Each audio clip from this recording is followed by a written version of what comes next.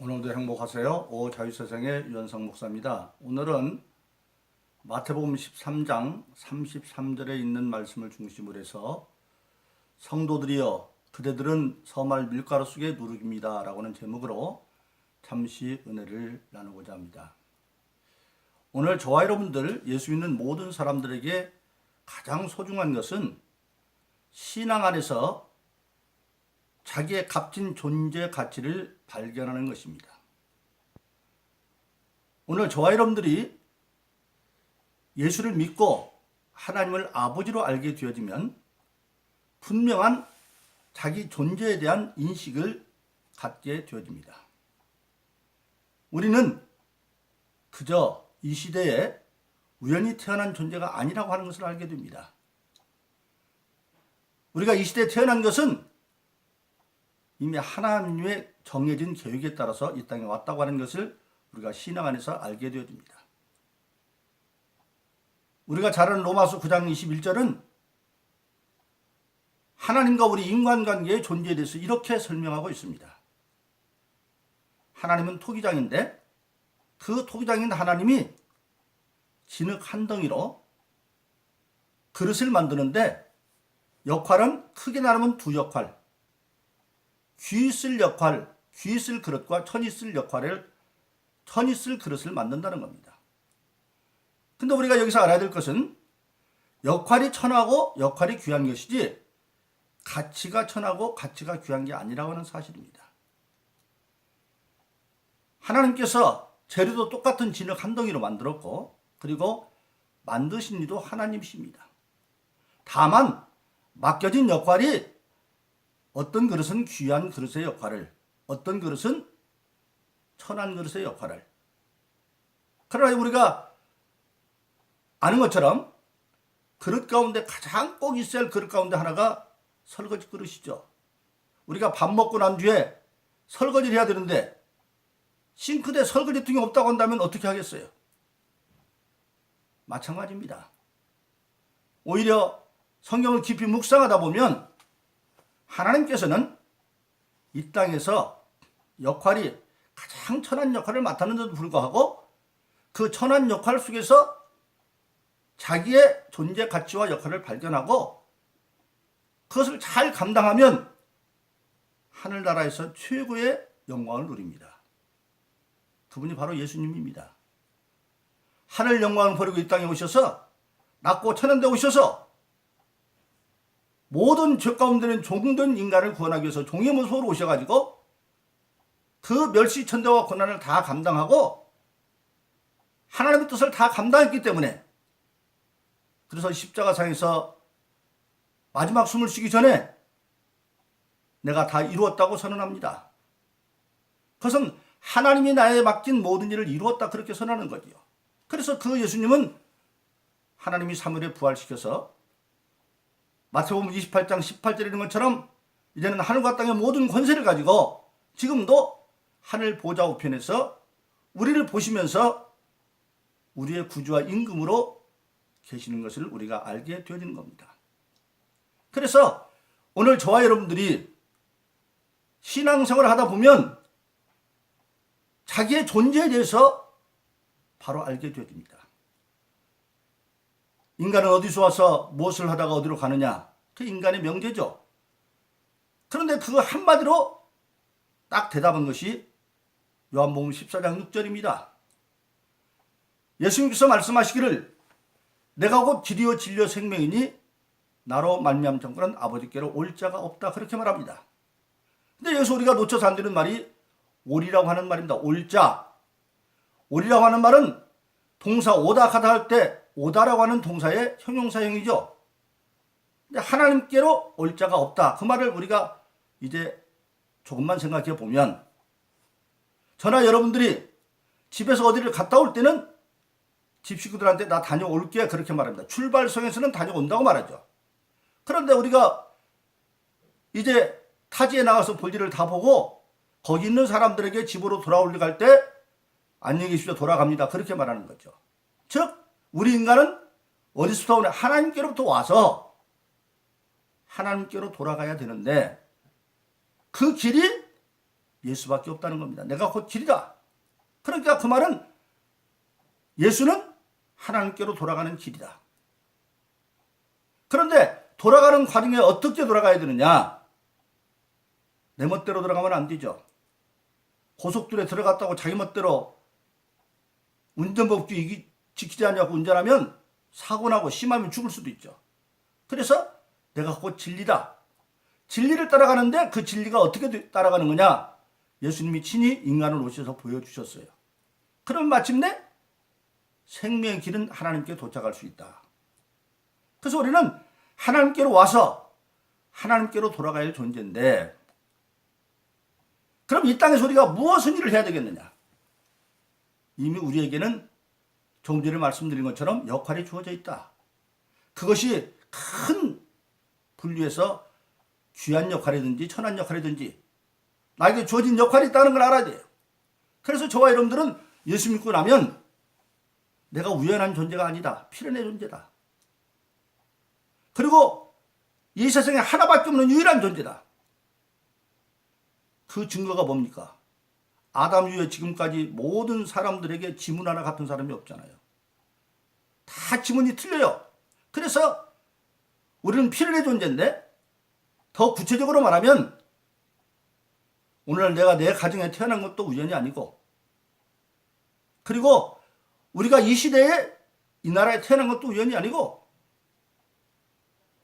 모든 것이 다 필연인 것을 알아야 됩니다. 그러면 우리가 그런 필연의 존재로 이 땅에 있을 때에 신앙인은 특히 뭘 알아야 되느냐? 우리의 궁극적인 삶의 목적이 뭐냐? 주님께서 주기도문을 가르쳐 주실 때 뜻이 하늘에서 이룬 것 같이 땅에서 이루어지이다.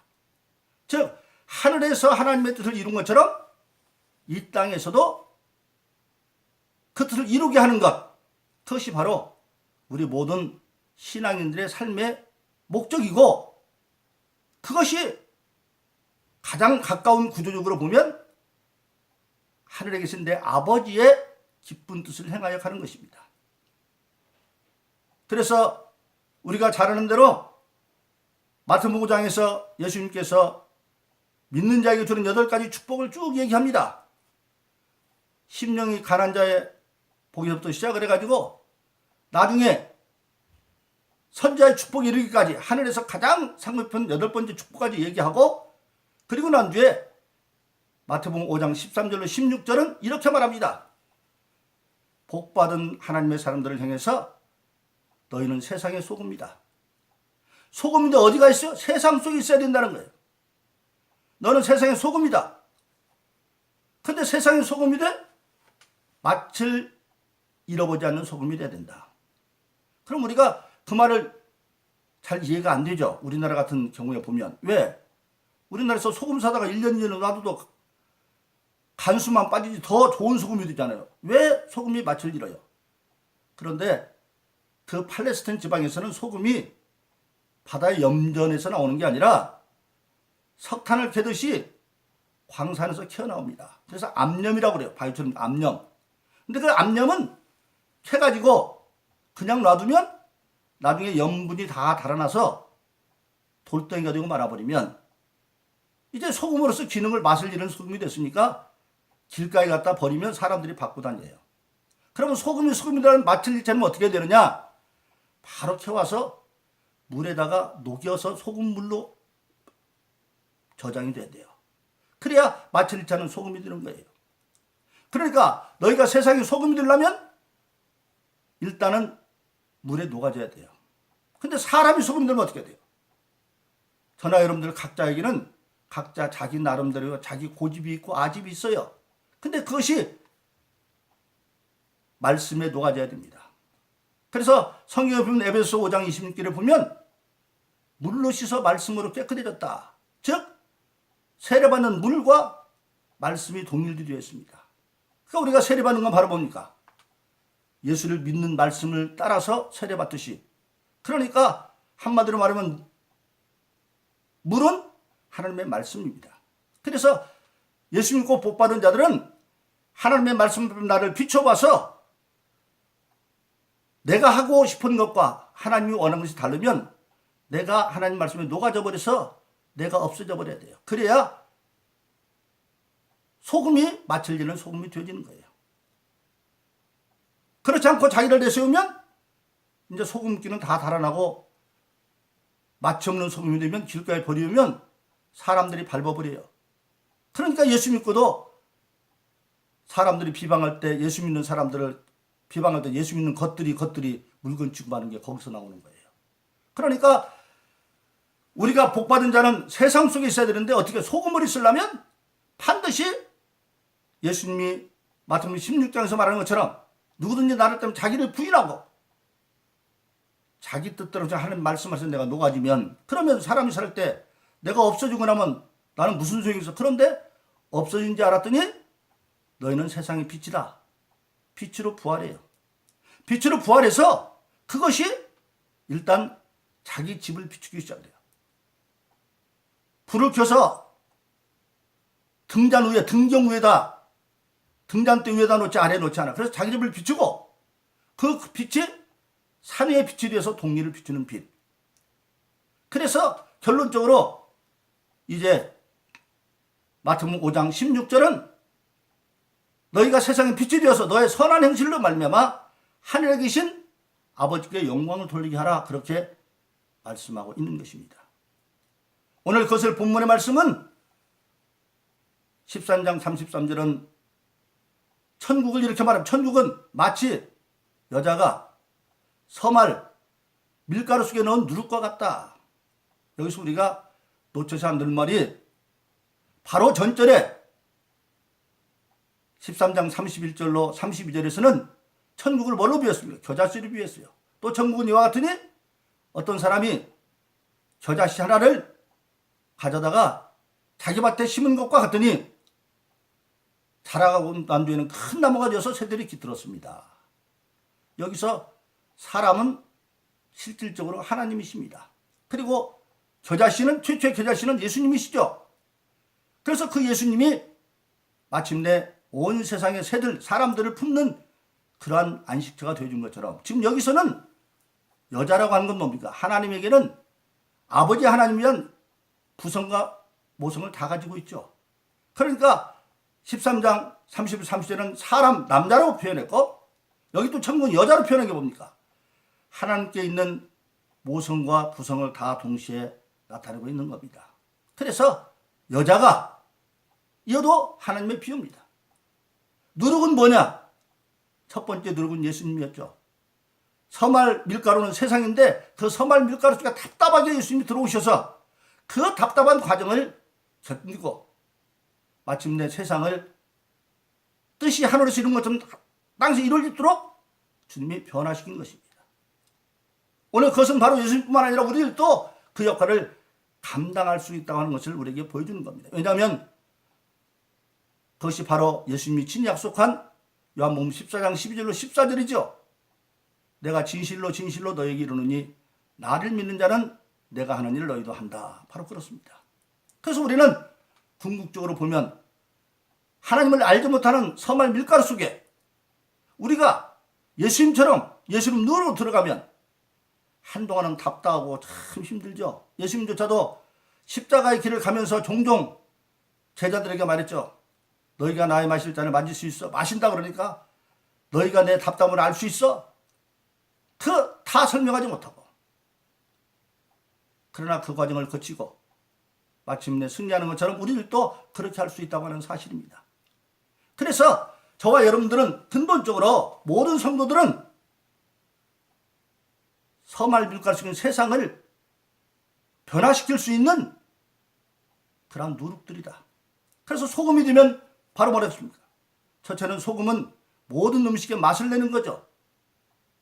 그것이 사람 속에 소금이면 참 인간의 가치가 어디에 있는지 인생의 의미가 어디에 있는지를 나타내는 것이고 또 소금의 두 번째 역할은 썩어질 것 썩지 않게 하는 거죠.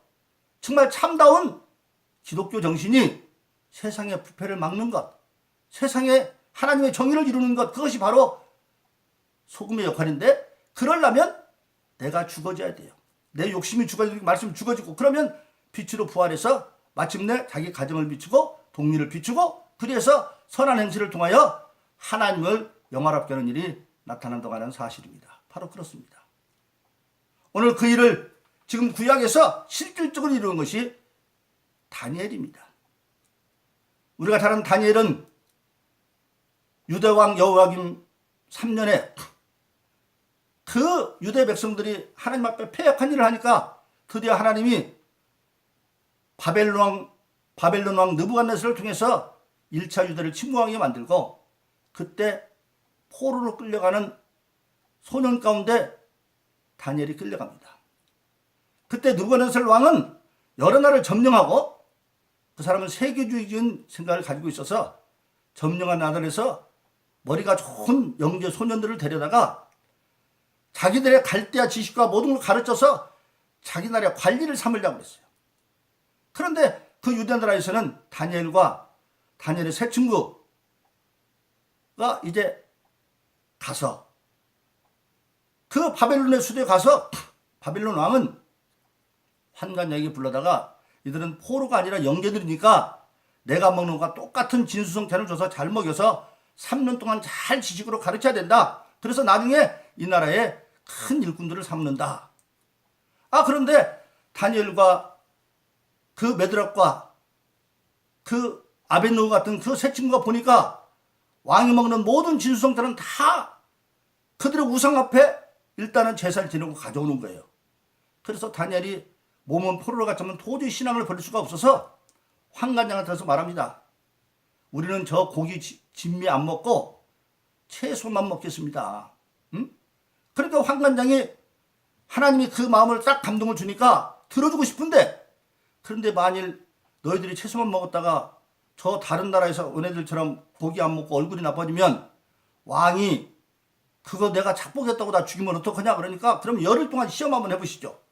우리는 채소만 먹고 저들은 고기 진미를 먹고 그래서 열흘 동안 시험해봐서 우리가 더 혈색이 좋고 좋으면 앞으로 우리는 3년 동안 채소만 먹게 해주고 그러자 그랬더니 정말 열흘 보니까 진미를 먹는 다른 아이들보다 훨씬 좋아서 거기서 신앙을 지킵니다.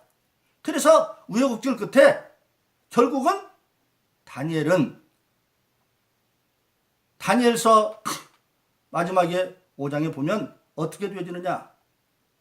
그가 그 바벨론 왕 벨사살 왕 때는 세 번째 권세 있는 자가 되어져서 그렇게 높은 직위에 있게 되어집니다. 그런데 그 바벨론이 벨사살 왕이 예루살렘을 점령하고 예루살렘 성전에 있던 그 하나님의 거룩한 기물들을 가지고 술 먹고 주에서 하나님이 그 밤에 그를 죽여버리고 그때 바벨론을 멸망시키는 것이 메데라는 파사 연합국이 와서 바벨론을 멸망시킵니다.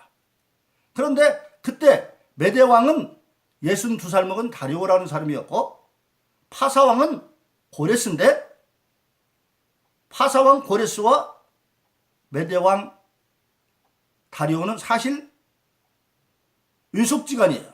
그러니까 다리오 왕은 62살로 파사 왕 고레스의 외삼촌이에요. 그러니까 그 조카인 고레스 왕은 아직도 정복전쟁을 나가고 바벨론 점령한 것을 그 외삼촌인 다리오 왕이 맡아서 다스리게 되어지는 겁니다. 그게 바로 메데 시대죠. 그런데 놀라운 일이 벌어집니다. 바벨론에서 권력 3위까지 있었으면 마땅히 다니엘은 죽어야 됩니다. 아니면 노예가 되든지. 그런데 하나님이 그와 함께 하니까 다리오 왕이